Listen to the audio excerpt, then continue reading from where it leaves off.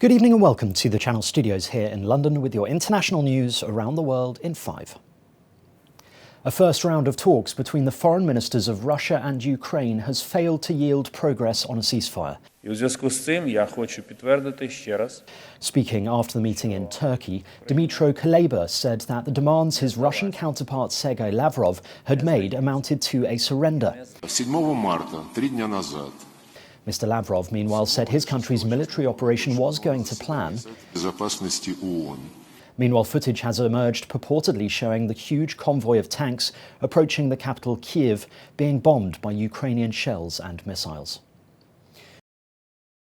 Ukrainian officials say 3 people, including a child, were killed in a Russian strike on a maternity and children's hospital in the city of Mariupol.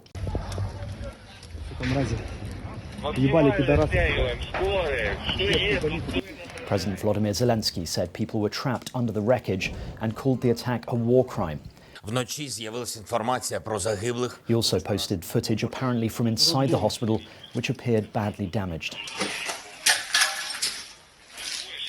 Some 17 people were also injured, including staff and patients.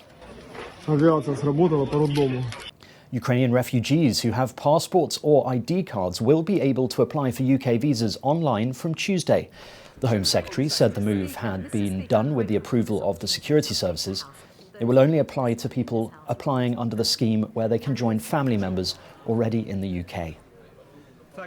From Tuesday, I can announce that Ukrainians with passports will no longer need to go to a visa application centre to give their biometrics before they come to the UK.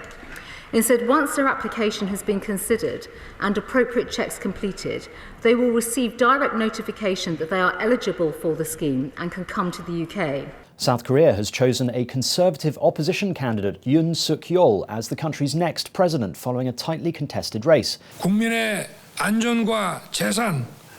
Mr. Yoon, a political novice, edged out a victory over the Democratic Party's Lee Jae-myung based on promises to tackle class inequality. The result was one of the closest in history, with the final count separated by less than 1%. Mr. Yoon called his win a victory for the great South Korean people. A police report has revealed the director of hit superhero film Black Panther was mistaken for a bank robber as he tried to take money out of his own account in the US. Body cam footage shows police attending the incident.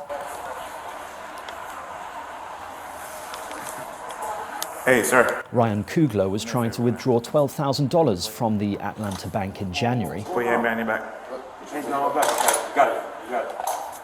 The teller had reportedly told her boss she suspected an attempted robbery after misinterpreting the situation. I stated to the officers that arrested me. The director, who has been working on the sequel to 2018's Black Panther, was briefly handcuffed and detained before proving his identity and being released. Someone slipped a note. And finally, the singer-songwriter Lionel Richie has been honoured with the Library of Congress Gershwin Prize for Popular Song. Please let us give a heartfelt ovation to the 2022 Library of Congress Gershwin Prize for Popular Song honoree, Lionel Richie. Gloria and Emilio Estefan, who received the prize in 2019, and actor Anthony Anderson were on hand to honour their friend and fellow artist. In 1985, Richie wrote the Grammy Award-winning We Are the World with Michael Jackson to raise money for African famine relief. Richie said that We Are the World's lyrics hold as much relevance in 2022 as they did when he wrote them back in the mid-1980s. And that's your international news around the world in 5. Now back to the Channel Studios in Lagos.